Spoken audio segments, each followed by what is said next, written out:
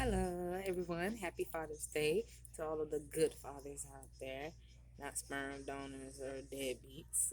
Just had to put that out there, okay? Because it takes a lot to be a real father. All right, single dads, those who support their kids even with not being with the mother, and those family guys. Happy Father's Day to you all, uncles, cousins, dads, grandpas. Keep up the good work. We appreciate you and love you. Okay. So I am currently at work, but in my downtown, I decided to do a little segment. Okay. For those of you who aren't already subscribed, go to my YouTube page in my mental. I talk about different stories about things personal to me, my life, and what goes on in my head. I just recently posted an embarrassing moment video. Okay, everything's not so serious on my page all the time, but I do talk about serious topics at times. But the most recent short that I did video is about an embarrassing moment that I just recently had. One of the most embarrassing moments I've had in a long time. It's pretty funny, guys. So go there and check it out, and subscribe and like and follow me on YouTube, my page in my mental. The link is in my bio. All right. So today we're talking about accountability, ladies. Yes, accountability. And I know I'm guilty when it comes to that. A lot of us, we do not like to take accountability for our actions or the parts that we played in certain relationships. So I decided to reach out to a couple of my exes and ask them the pros and cons about our relationship or being with me. Now, men can never follow the assignment. So one of them actually gave me the most detailed question answer. I'm sorry, most detailed answer. So I appreciate that. The other two, they were just like, yeah, I love you, still love you. That's all you need to know. I'm like, how does it answer my question, right? Like, answer the question right. He's like, I don't want to be a part of the experiment. I'm like, it's not an experiment. He said it like I was like some mad scientist. And I was just so confused. I'm like, it's all good. I'm gonna leave it alone. Thanks for the little bit that you did give me.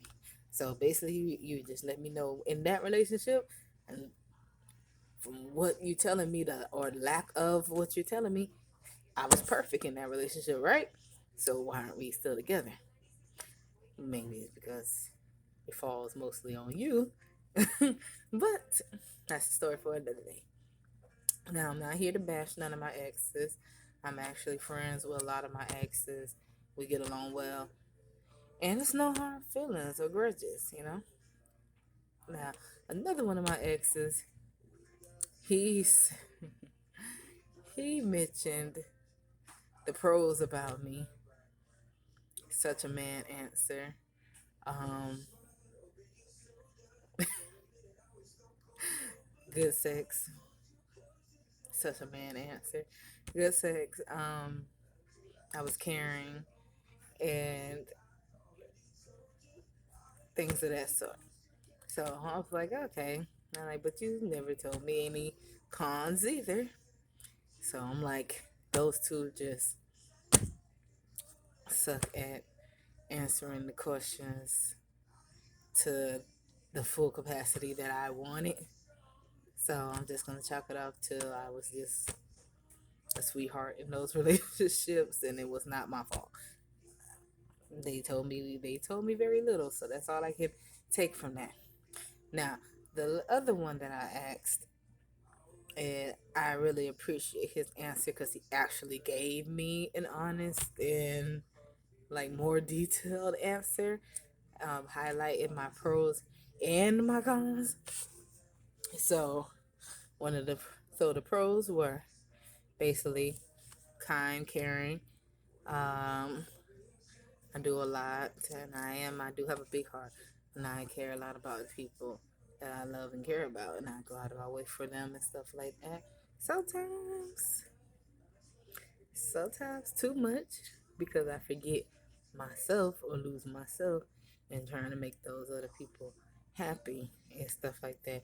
And that's something you never want to really do. Like, it's okay to love and stuff like that, but don't love so wholeheartedly that you lose yourself and what makes you happy and what's important to you, because you are important and what you feel is important as well. So definitely, ladies, it's okay to love and want to be there. Women, we usually love hard anyways, more so than men to a certain degree. So just be careful with that, okay?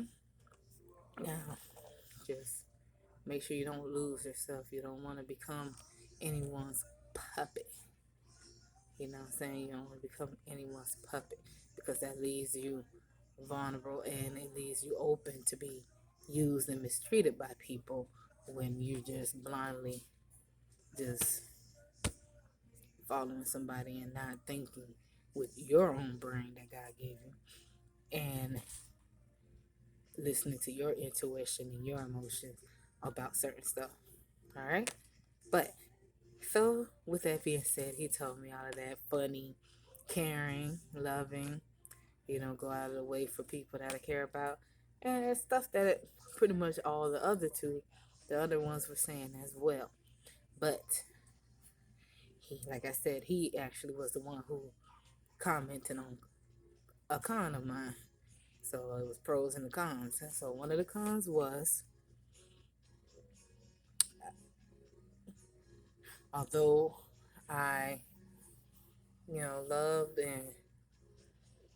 and did a lot for others and for him and stuff in that relationship, I wasn't ready to leave the street life behind.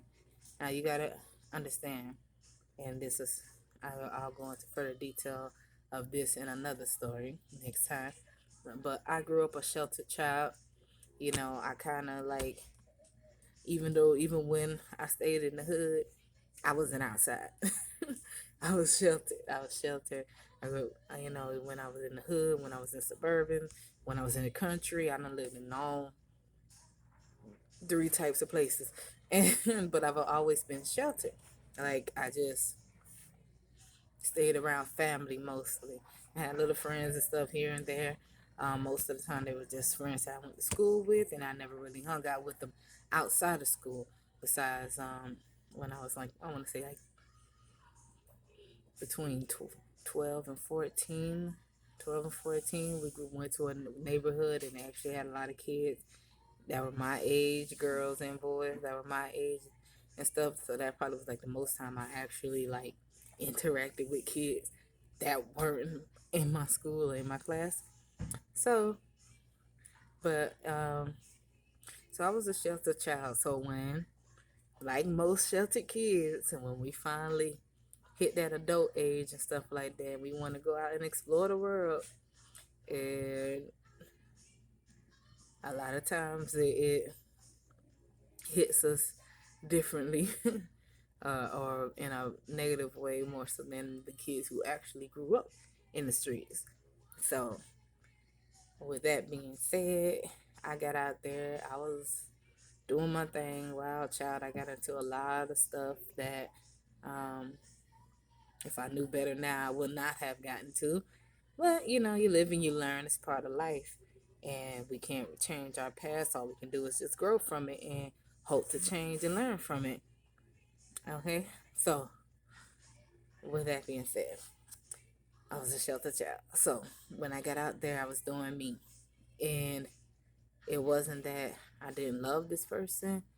I was just so, you know, he said basically I was just so still so wrapped up in the streets, and he had just got out of prison now to, a little bit before I met him and stuff like that. So he was looking to change. Now most of the guys I've dated have been older than me, but he wasn't that too older than me. I think he was only like 2 or 3 years older than me. But he wanted to change. He was ready to, you know, live a different life, whereas I was still like one foot in the or they say one foot in the door. So it's like I was still living my, I guess you could say, uh society's life, working a real job and all this good stuff. Yeah. But I still like being in the streets as well too. So it's like I had a job, and then I had a hustle, and it wasn't a good hustle. It wasn't a positive hustle. Let me just say that. So I understood where he came from with that. When somebody's ready to change their life and move forward in a better direction, a positive direction, and that other person isn't ready for that, it can cause friction in that relationship. And it was so funny when he told me that, because I was like, huh, okay. I said, thought, because all these years I thought you just wanted to be with another female. Like most young girls and stuff like that, or most young relationships, somebody don't want to be with you. You just automatically assume, oh, you just trying to go be with somebody else. That's all, you want to be with that person over there or whatever. You know, just not taking accountability that, it may have been something that you were doing wrong in that relationship, or that it was something that you played a part in, and that's why I said this segment basically is about accountability and stuff like that. So I asked them, and I got some pretty good, no, I'm lying, I got a pretty good response from one, because I can't say I got pretty good responses from all of them. No, like I said, the other few were no help. They told me pros, but would not go into detail on the cons. Now the other one of them did say, with the cons, he did say, my con was that I left when he got locked up and got pregnant. Now mind you, I was very young, yes. I was very young, and I had actually stayed with this person like probably 4 or 5 years before I left. This person had got a lengthy sentence. Okay. And I talked to him, and I was like, you know, I've still always been there as a friend and stuff like that.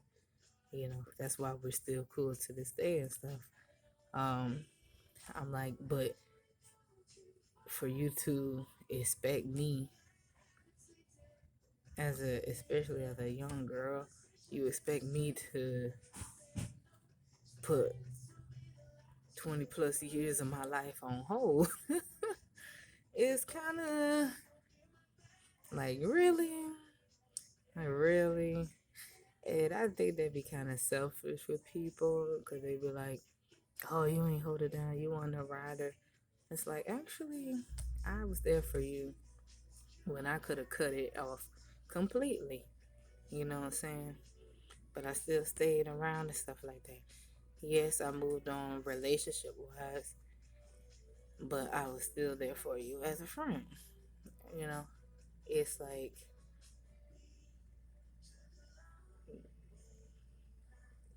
it's kind of selfish to just expect somebody to just put their whole life on hold, especially for such a lengthy time.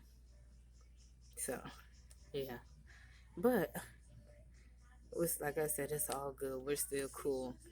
We're friends. Um, Pretty much all my exes are friends with. Um, so it was just, it was very interesting though to hear what they all had to say. It was very interesting. Like, I thought it was nice that everybody had a lot of good pros, but I could have done with a lot more cons, because it was something that I was trying to, you know, kind of grow from. Grow from. When you hear stuff about yourself, you know what you need to grow from and what you need to work on in yourself and as an individual. Okay, so, but I have grown over the years a lot.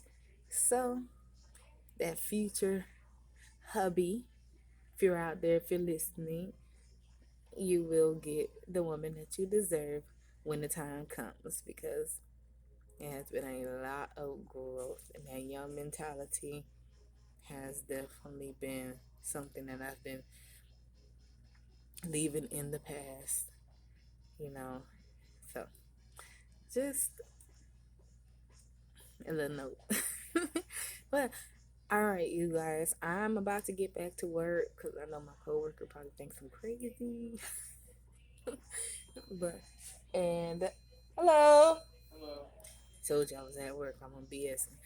So I'm going to get back to work, and I will talk to you guys later. Remember to go like and subscribe to my page. It's called In My Mental, and this segment was on accountability and working on self. All right. So until next time, see you later.